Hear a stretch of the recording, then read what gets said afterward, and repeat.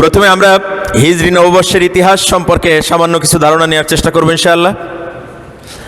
এরপরে আশুরা মানেই আমাদের মাঝে, বিশেষ করে আমাদের উপমহাদেশে বহুল প্রচলিত বা প্রচারিত কথা হচ্ছে আশুরা মানেই হচ্ছে কারবালা, ঠিক কি না? কিন্তু আসলে কি আশুরা মানেই কারবালা, নাকি আরো কিছু আছে? বলেন। আসলে আশুরার সাথে কারবালা হচ্ছে কাকতালীয়ভাবে জড়িয়ে গিয়েছে, কিন্তু আশুরা হচ্ছে কারবালার অনেক আগে থেকেই, হাজার হাজার বছর আগে থেকেই শুরু। এই প্রসঙ্গে মানে দ্বিতীয় পয়েন্টে আলোচনা আমরা জানার চেষ্টা করব যে কারবালার আসল ইতিহাসটা আসলে কি, যেটা আশুরার সাথে জড়িয়ে গিয়েছে। লাস্ট অ্যান্ড ফাইনালি আমি আলোচনা করার চেষ্টা করব আপনাদের সামনে, সেটা হচ্ছে আসলে আশুরার দিনের ইতিহাসটা কি। এই তিনটে পয়েন্টে আমি সংক্ষেপে আলোচনা করার চেষ্টা করব ইনশাআল্লাহ। আমাদের কাছে আশুরা মানেই হচ্ছে একটা শোক গাথা, ঠিক কি না? মুহররম মাস আসলে, আশুরা আসলেই আমাদের কারো কারো মাঝে বছরে একবার আমাদের অন্তর বেদনা বিধুর হয়, আমাদের অন্তরে আবেগ উদ্বেলিত হয়, আমাদের অন্তরে ব্যথা জাগরুক হয় এই মুহররম মাস আসলে পরে। কারণ এই দিন রাসূল সাল্লাল্লাহু আলাইহি ওয়াসাল্লাম, বিশ্বনবী মুহাম্মদ রাসূলুল্লাহ সাল্লাল্লাহু আলাইহি ওয়াসাল্লামের নাতি হুসাইন রাদিয়াল্লাহু তাআলা আনহু কারবালার প্রান্তরে শাহাদাত বরণ করেছিলেন। অতএব এটি একটি কষ্টের, বেদনার, পানি পান নাই, নির্মম ভাবে শাহাদাত বরণ করা হয়েছে, একটা কষ্টের শোক গাথা, ঠিক না? এই যে আপনারাও বলতেছেন ঠিক না, কোনোভাবেই ঠিক না। আশুরার সাথে শোক গাথার কোনো সম্পর্ক নেই। ইমাম হুসাইনের শাহাদাতটাও আমাদেরকে ইমানিয়াতের উপরে টিকে থেকে বাতিলের কাছে মাথা নত না করাটাই শিক্ষা দেয়। তাহলে সেটি হচ্ছে আমাদের প্রাপ্তি, আমাদের ইমানি শক্তি বৃদ্ধির একটা প্রেরণা। তো সেটা বেদনায় বিধুর হলো কিভাবে, আমরা আলোচনা করার চেষ্টা করবো ইনশাআল্লাহ। বলেন ইনশাআল্লাহ। আমার ভাইয়ের, আমার বন্ধুরা, প্রথম কথা হচ্ছে মুহররম মাস আরবি নববর্ষের প্রথম মাস। তো তার মানে হচ্ছে আরবি নববর্ষ বলে কিছু একটা আছে, নাকি বলেন? হিজরি নববর্ষ, আরবি নববর্ষ তো আমরা বলি না, বলি হিজরি নববর্ষ। তো হিজরি নববর্ষটা আসলে কি? এই যে হিজরি নববর্ষ আমাদের মাঝে এলো, চলে গেল, আমরা অধিকাংশ মানুষ জানি না, ঠিক কি না? কিন্তু জানা উচিত ছিল, কারণ হিজরি ক্যালেন্ডারের সাথে আমাদের অনেক ফরজ জড়িত। হিজরি নববর্ষ সম্পর্কে যদি আপনি সচেতন না হন, হজ করতে পারবেন? যাকাত আদায় করতে পারবেন? আরো অনেক কিছু জড়িত। যাই হোক, সম্মানিত ভাইরা, হিজরি নববর্ষ কিভাবে এলো আমাদের মাঝে? রাসূল সাল্লাল্লাহু আলাইহি সাল্লামের সময়ও এইভাবে এরকমের গোছানো কোনো ক্যালেন্ডার ছিল না। এরকমের কোনো, আমরা যে দিন তারিখ গণনা করি, এই রকমের কোনো নির্ধারিত পন্থা বা উপায় ছিল না। হযরত আবু বকর রাদিয়াল্লাহু আনহু সময়েও এরকমের কোনো ক্যালেন্ডারের ব্যবস্থা ছিল না। তখনকার সময়ে গোটা দুনিয়ায় রোম এবং পারস্যে তাদের নিজেদের মতো করে একটা ক্যালেন্ডার তারা ফলো করত, কিন্তু সেইটা সৌন্দর্য এরকম ছিল না। হযরতে ওমর ফারুক রাদিয়াল্লাহু তাআলা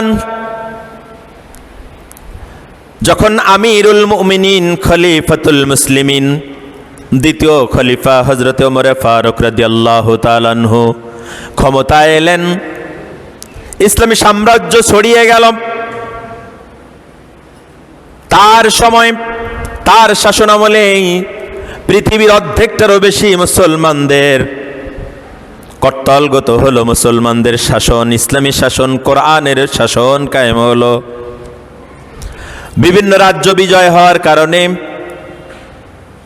রাষ্ট্রীয় ফরমান তথা বিভিন্ন কারণে ক্যালেন্ডারের প্রয়োজনীয়তা দেখা দিল।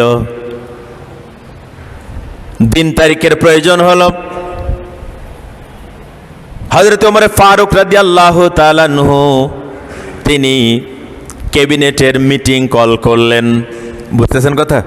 ক্যাবিনেট সম্পর্কে আমরা খুব ভালো জানি, সেজন্য এই শব্দটাই চয়ন করলাম। তখনকার রাষ্ট্র পরিচালনার জন্য ছিল শুরা, ও আমরুহুম শুরা বাইনহুম। আল্লাহ বললেন পরামর্শের ভিত্তিতে রাষ্ট্র চালাও। পরামর্শ সবার, সেই সদস্যরাই ছিলেন আধুনিক কালের ক্যাবিনেটের সদস্য।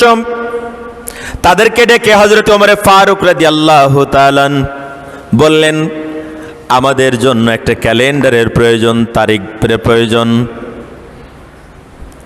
কিছু প্রস্তাব এলো, তাহলে আমরা রোম এবং পারস্যের ক্যালেন্ডারটা গ্রহণ করতে পারি, বর্ষপঞ্জিটা গ্রহণ করতে পারি। কিন্তু অধিকাংশ সাহাবা ইকরাম বললেন না, আমরা আমাদের মতো করে, নিজেদের মতো করে একটা ক্যালেন্ডার চাই। অন্যের ক্যালেন্ডার, অন্যের বর্ষপঞ্জি আমরা গ্রহণ করতে চাই না। এই কথা বলার পরে সবাই একমত হলেন যে হ্যাঁ, আমরা আমাদের মতো করে ক্যালেন্ডার বানাবো। তাহলে প্রথম প্রস্তাব হলো, তাহলে সাল গণনা, বছর গণনা শুরু হবে কখন থেকে? প্রস্তাব আসলো চারটা। কয়টা? চারটা প্রস্তাব এলো। বছর গণনা কখন থেকে শুরু হবে? একদল প্রস্তাব দিলেন রাসূল সাল্লাল্লাহু আলাইহি সাল্লামের জন্মের বছর থেকেই আমরা এই ক্যালেন্ডারের প্রথম বছর ধরে গণনা শুরু করি। আরেক দল প্রস্তাব দিলেন যে না, আমরা রাসূলের নবুয়াতের বছর থেকেই এই ক্যালেন্ডারের প্রথম বছর হিসাবে আমরা গণনা শুরু করি। আরেক দল প্রস্তাব দিলেন রাসূল সাল্লাল্লাহু আলাইহি সাল্লাম হিজরত করেছেন যে বছর, ওই বছর থেকে আমরা গণনা শুরু করি। আরেক দল প্রস্তাব দিলেন যে না, রাসূল সাল্লাল্লাহু আলাইহি সাল্লাম যে বছর ইন্তেকাল করেছেন, নবুয়াত যেখান থেকে শেষ হলো, সেখান থেকে আমাদের ক্যালেন্ডার গণনা শুরু হোক। চারটা মত এলো, যে যার মতো করে যুক্তি উপস্থাপন করলেন। সবার যুক্তি উপস্থাপন শেষে হযরত আলী রাদিয়াল্লাহু তাআলা আনহু বললেন, আমার কাছে মনে হয় হিজরি, রাসূল সাল্লাল্লাহু আলাইহি সাল্লামের হিজরতটাকে আমরা আরবি ক্যালেন্ডারের প্রথম বছর ধরতে পারি, কারণ এটা হক আর বাতিলের পার্থক্য ছিল। মুসলমানদের যে দাবিয়ে রাখার অবস্থা ছিল মদিনায়, সেটার থেকে মুসলমানেরা প্রকাশিত হওয়া শুরু করেছিল হিজরতের মাধ্যমেই। হক আর বাতিলের একটা স্পষ্ট পার্থক্য সূচিত হয়েছিল এর মাধ্যমেই। অতএব হিজরতের বছরটাই আমরা যদি আরবি সাল গণনার বছর হিসাবে শুরু করি, এটা ভালো হয়। হযরত ওমর ফারুক রাদিয়াল্লাহু তাআলা আনহু এটাকে গ্রহণ করলেন এবং সবাই সেটা মেনে নিলেন। আলহামদুলিল্লাহ বলি। এজন্যই রাসূলের হিজরতের বছর থেকেই যেহেতু বছর গণনা শুরু, সেজন্য ক্যালেন্ডারের নামকরণও করা হলো হিজরি নববর্ষ। সুবহানাল্লাহ বলবেন না? এরপরে দ্বিতীয় প্রশ্ন দেখা দিল, তাহলে মাস গণনা শুরু হবে কোনটা থেকে? এই ব্যাপারে মত আসলো তিনটা। কয়টা? তিনটা মত আসলো। একদল মত দিল রাসূলের জন্মের যেই মাস রবিউল আউয়াল, এটা হিজরতের মাসও বটে, এই মাস থেকেই প্রথম মাস হিসেবে গণনা শুরু হোক।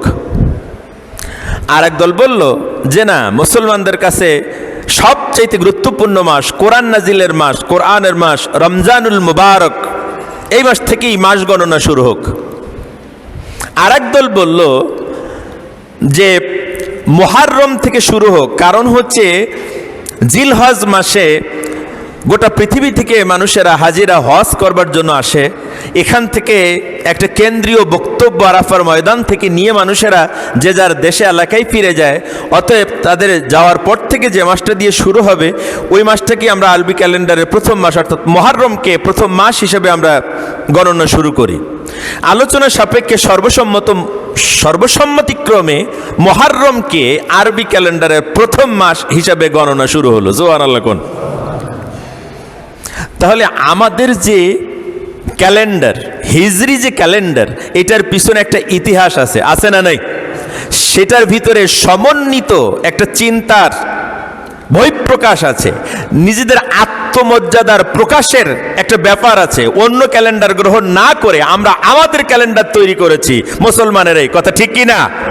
কিন্তু অত্যন্ত পরিতাপের বিষয় হচ্ছে এই যে যেই মুসলমানেরা সিদ্ধান্ত করে অন্যের ক্যালেন্ডারকে রিজেক্ট করে বাদ দিয়ে নিজেরা নিজেদের ক্যালেন্ডার তৈরি করে গোটা দুনিয়া শাসন করলেন যে ক্যালেন্ডারের উপরে নির্ভর করে, আজকে অত্যন্ত পরিতাপের বিষয় হচ্ছে আমরা মুসলমানেরা এত বেশি,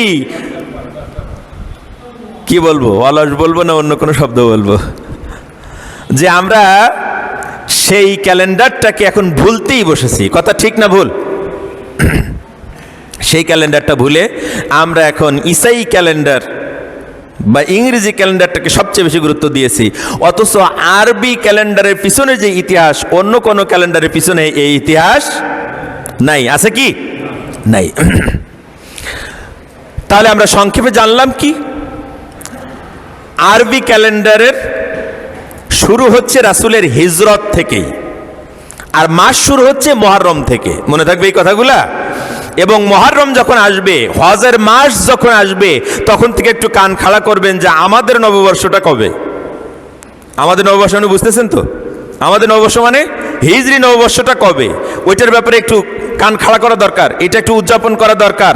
আমাদের সন্তানদেরকে, নতুন প্রজন্মকে ইতিহাস জানানো দরকার। কথা ঠিক না ভুল?